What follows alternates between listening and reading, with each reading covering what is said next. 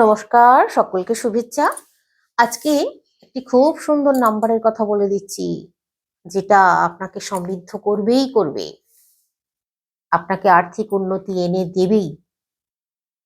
আপনি যে কাজ করছেন সেই কাজে পদোন্নতি লাভ করবেন। ব্যবসা করছেন, চাকরি করছেন, দেখবেন অনেক বেশি উন্নতি করতে পারবেন, অনেক টাকা পয়সার মুখ দেখতে পারবেন। বিশেষ করে যারা ব্যবসা করছেন তারা তো অনেক লাভবান হবেন, যেটা আগে কোনোদিনও হয়নি। এই কাজটা করতে গেলে এই নাম্বারটা বলে দিচ্ছি, কি করবেন সঙ্গে থাকুন, বলে দিচ্ছি। এই কাজটা আপনাদেরকে করতে হবে বৃহস্পতিবার অথবা মঙ্গলবার কাজটা করতে হবে। সময়টা বলে দিচ্ছি, সময়টা 11টা 11 মিনিট। এই সময়ের মধ্যে কাজটা করতে হবে।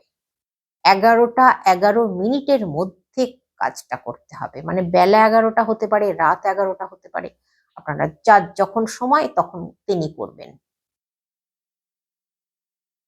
নাম্বারটাও বলছি। তার আগে আপনাদেরকে বলি, এই কাজটা করতে গেলে আপনাদেরকে কটা জিনিস নিতে হবে। কটা জিনিস নিতে হবে, সেই জিনিস হচ্ছে একটা তেজপাতা নিতে হবে, ভালো দেখে, পরিষ্কার দেখে তেজপাতা নিতে হবে। একটু সবুজ তেজপাতাটা হলে বেশি ভালো হয়। লাল কালির পেন দিয়ে লিখবেন সবুজের ওপরে, লেখাটাও ভালো পরিষ্কার হবে, তাহলে স্পষ্ট হবে। আপনারা যদি এমনি কালির পেন দিয়ে লিখতে পারেন লিখবেন, না হলে কিন্তু জেল কালি নেবেন। জেল কালি নাম্বারটা স্পষ্ট করে লিখতে হবে ওই পাতাটার ওপরে, খুব কষ্ট করে লিখতে হবে। এই তেজপাতাটি নেবেন আর একটি পেন নেবেন লাল কালির, তাহলেই হবে। আর তেজপাতাটা কিন্তু রান্নাঘরের ব্যবহার করা তেজপাতা নিলে হবে না, তেজপাতা দোকান থেকে কিনে নিয়ে আসতে হবে, সেখান থেকে একটা ভালো পরিষ্কার তেজপাতা নিয়ে নিতে হবে। আর সময়টা বলে দিয়েছি, 11টা 11 মিনিটের মধ্যে কাজটা করতে হবে, দিন অথবা রাত।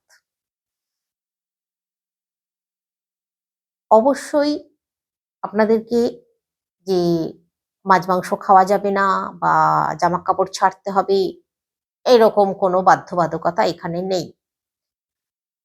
তবে আপনারা যদি মনে করেন যে শুদ্ধ বস্ত্র পরে করবেন, আপনারা করতে পারেন, সব সময় ভালো সেটা।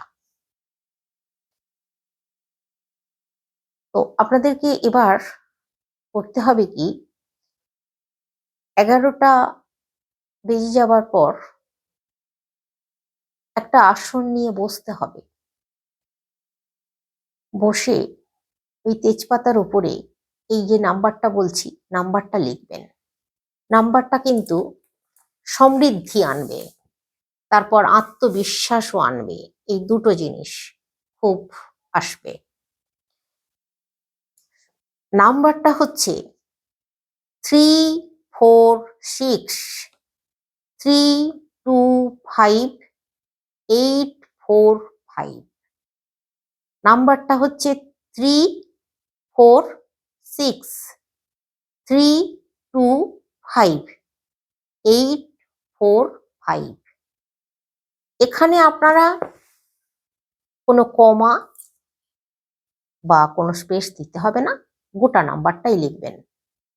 কিন্তু নাম্বারটা পরিষ্কার উজ্জ্বল যেন লেখাটা হয়, এটার উপরে জোর দিন। এই নাম্বারটা তেজপাতার উপরে লিখলেন, বসেছেন বাবু হয়ে, পূর্ব দিকে মুখ করে বসুন, বসে কাজটা করুন। তেজপাতায় নাম্বারটা লেখার পর তেজপাতাটা হাতের মধ্যে নিয়ে আপনাদেরকে ভাবতে হবে। মানে যেন আপনি যে কাজটা করছেন যেন মনে করবেন যে সেইখানেই বসে আপনি কাজটা করছেন।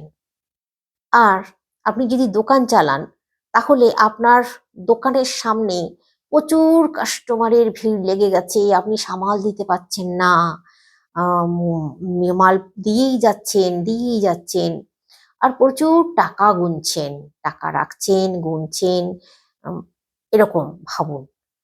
আপনি চাকরি করছেন, সেখানে আপনি উম, উন্নতি করছেন, মানে আপনার প্রমোশন হয়েছে, অনেক টাকা আপনি মাইনে পাচ্ছেন। এরকম ভাবুন, পজিটিভ ভাবনা ভাবুন। আপনি সমৃদ্ধ হয়ে গেছেন, মানে আপনি ধনী হয়ে গেছেন, এরকম একটা আত্মবিশ্বাস নিজের মধ্যে তৈরি করে ফেলুন ওইখানে বসে বসেই। একদম মানে ভাবনার মধ্যে ডুবে যান। আবার অনেকেই জানেন ভাবতে পারে না, স্বপ্ন দেখতে পারে না। তারা কি করবেন? বলবেন যে আমি তো ভাবতে পারি না, আমি কল্পনা করতে পারি না, তাহলে আমি কি করব? তারা করবেন কি, চোখ বুঝিয়ে শুধু এইটুকু ভাবুন যে আপনি সফল হয়ে গেছেন, আপনার প্রচুর মানে বিক্রি হচ্ছে, আপনি অনেক টাকা পেয়ে গেছেন হাতে, এরকম ভাবনাটা অন্তত ভাবুন। এটা তো ভাবাই যায়। অনেক বেশি কল্পনা না করতে পারলে আমি যেগুলো বলছি, কিন্তু যারা কল্পনা করতে পারেন, স্বপ্ন দেখতে পারেন, তারা কিন্তু কল্পনা করুন, ভাবুন। এই কাজটা অন্তত 10 মিনিট, মানে ওই যে 11টার সময় শুরু করছেন, 11 মিনিটের মধ্যে শেষ করতে হবে, তাহলে 10 মিনিট আপনি হাতে সময় পাচ্ছেন। তো এই 10টা মিনিট আপনি এই ভাবনার কাজটা করুন, ওই তেজপাতাটা হাতের মধ্যে নিয়ে। দেখবেন, আমি এতটাই জোর দিয়ে বলছি, আপনি সফল হবেন। কিন্তু তাই বলে যে এই কাজটা করলেন বলে নিজের কাজ ছেড়ে তুলে দিলেন, এরকম করলে তো হবে না। সবসময় বলছি, কাজ করে যেতে হবে, কাজ থামালে চলবে না, পিছিয়ে এলে চলবে না। যে আমি এই টোটকাটা করেছি, আমার আর কিছু দরকার নেই। আমি যেমন ধরুন পড়াশোনা, বাধা কাটানোর জন্য এই সমস্ত জিনিসগুলো। কিন্তু পড়াশোনা যারা করে তাদেরকে পড়াশোনা করতে হবে, পড়াশোনা না করে শুধু টোটকা করেই যদি বলে যে ফার্স্ট হয়ে যাবে, পরীক্ষায় পাশ করে যাবে, সে কি হবে? কোনোদিনই তো হবে না। কিন্তু নিজের কাজ নিজেকে করে যেতে হবে। তার সঙ্গে এই কাজ করুন, সমস্ত বাধাকে অতিক্রম করে দেখবেন আপনি জয়ী হয়েছেন। হ্যাঁ, এবার বলে দিই আপনাদেরকে এই তেজপাতাটা কি করবেন। এই তেজপাতাটাকে আপনারা আপনাদের বালিশের তলায় রেখে ঘুমাবেন, বালিশের তলায় রেখে ঘুমাবেন।